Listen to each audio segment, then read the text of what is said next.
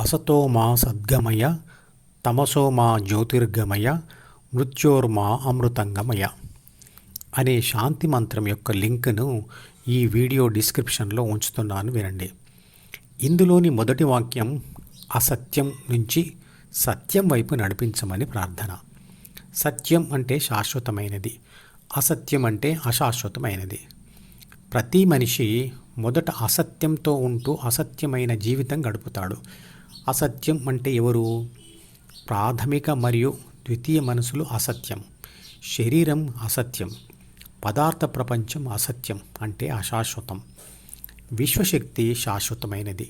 విశ్వశక్తి నుంచి వచ్చిన అన్ని శక్తులు శాశ్వతం.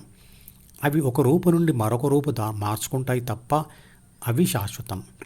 చిత్రపటంలో చూపించిన ఏ కూడా శాశ్వతమైన ఆత్మ, కానీ అది బి అంటే 3 ప్రాపంచిక బాధ్యతలైన శరీర రక్షణ, పోషణ, పునరుత్పత్తి మరియు 6 చెడు గుణాలు కలిసి ఉన్న అశాశ్వతమైన అంటే పదార్థంతో చేయబడిన ప్రాథమిక మనసును చదవడంతోనే అసత్యమైన ప్రపంచం వైపు దాని ప్రయాణం మొదలవుతుంది.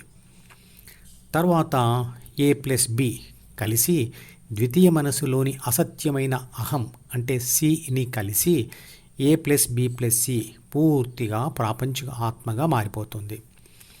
అప్పుడు ప్రాపంచిక ఆత్మ అంటే ABC అసత్యమైన ప్రాపంచిక సమాచారం మరియు కోరికలు రాసి ఉన్న Dని చదివి జ్ఞానేంద్రియాల ద్వారా అంటే ఈ ద్వారా ప్రపంచాన్ని అనుభవిస్తుంది.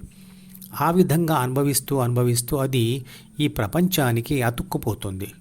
అప్పుడు ABC DEF దారిలోనే ఉండిపోతుంది, అంటే అసత్యంతో ఉండిపోతుంది. పదార్థ ప్రపంచం అసత్యం అంటే అశాశ్వతం కాబట్టి వాటి ద్వారా పొందే సుఖాలు కూడా ధ్యాన సుఖంతో పోలిస్తే అశాశ్వతం. కాబట్టి అసతోమా సద్గమయ అంటే అసత్యంతో ఉన్న తనను ధ్యాన మార్గంలో నడిపించమని కోరుకుంటున్నాడు అని అర్థం చేసుకోవాలి. ఎవరిని కోరుకుంటున్నాడు? శాశ్వతత్వం కావాలంటే అశాశ్వతమైన దానిని ఎవరిని అడగలేం కదా. ఎవరిని కోరుకోవచ్చు అంటే శాశ్వతమైన పరమాత్మని లేదా విశ్వశక్తిని. నిజానికి విశ్వశక్తి నిర్లిప్తంగా తన పని తాను విశ్వధర్మాలను అనుసరించి పనులు చేసుకుంటూ పోతుంది.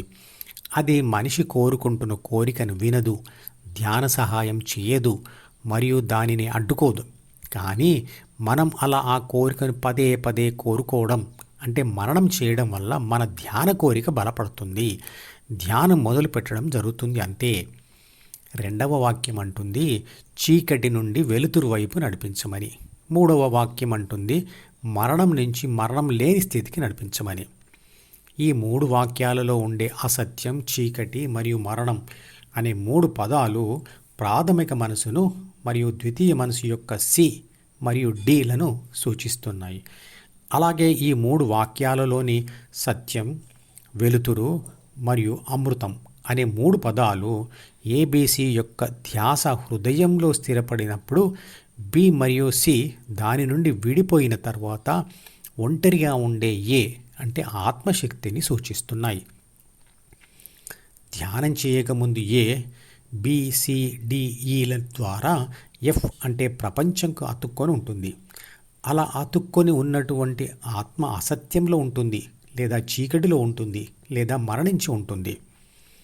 ABC DEF నుంచి విడిపడి G అంటే ధ్యాన కోరిక ద్వారా, H అంటే హృదయంలో స్థిరపడి తర్వాత B మరియు Cలను వదిలి A అంటే ఆత్మ ఒంటరిగా ఉండిపోతుంది. అలా హృదయంలో ఉన్న ఆత్మ సత్యంలో లేదా వెలుతురులో లేదా మరణం లేని స్థితిలో ఉంటుంది. భగవద్గీతలో ద్వితీయ మనసును పదార్థంగానే భావించారు.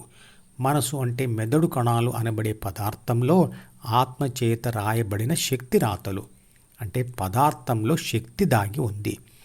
ఇదే మంత్రపుష్పం యొక్క శ్లోకాలలో కూడా వివరించబడి ఉంది. మంత్రపుష్పం యొక్క వీడియో లింకును ఈ వీడియో యొక్క డిస్క్రిప్షన్లో ఉంచుతున్నాను, వినండి. శాంతి మంత్ర వివరణ యొక్క మిగిలిన భాగాన్ని వచ్చే వీడియోలో వివరిస్తాను. మధుపదం యూట్యూబ్ ఛానల్లోని ప్రతి వీడియోకి ఒక నెంబర్ ఇవ్వబడింది. 1వ నంబర్ వీడియో నుండి మొదలుపెట్టి వరుసగా చివరి వీడియో వరకు చూస్తేనే ఆత్మశాస్త్రం సంపూర్ణంగా అర్థమవుతుంది. ఈ వీడియో డిస్క్రిప్షన్లో ఉంచిన మధుపదం ప్లేలిస్ట్ లింక్ ద్వారా అన్ని వీడియోలు వరుసగా చూడవచ్చు.